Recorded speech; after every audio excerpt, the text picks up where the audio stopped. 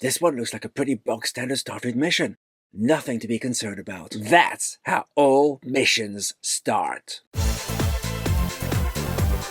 Hey, Commander Fennec here, and it's always fun when the Lower Decks writers cram so much story in 24 minutes. It means you don't have time to get bored. So yeah, we're introduced to the Cosmic Duchess, a cruise ship the size of a moon with numerous environments to explore. Time for a bit of R&R? Not at all, GG. The Cerritos has been given 2 missions.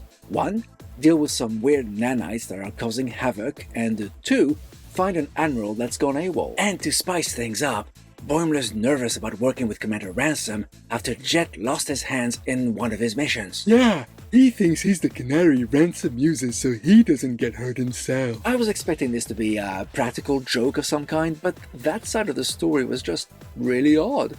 First, it was merely a setup to get Boimler nervous about obeying Ransom's orders, making him mess up every step of the way as a result. And then, the reveal felt pretty flat actually. The officer they were after was an admiral who never got to do the interesting things, so he deserted.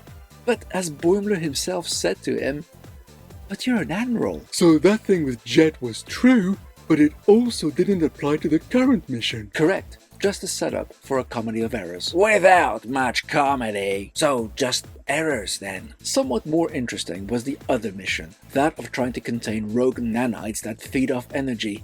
But then Jennifer's back on the scene. The Andorian officer Mariner dated for a while? That's right, except, plot twist, she apparently hadn't realized Mariner had broken up with her. Oh, yeah, that's what I thought too. And then Mariner decides after some pressuring to properly break up with her, until she learned this was Jennifer's final mission on board the Cerritos, so then she thought, why bother?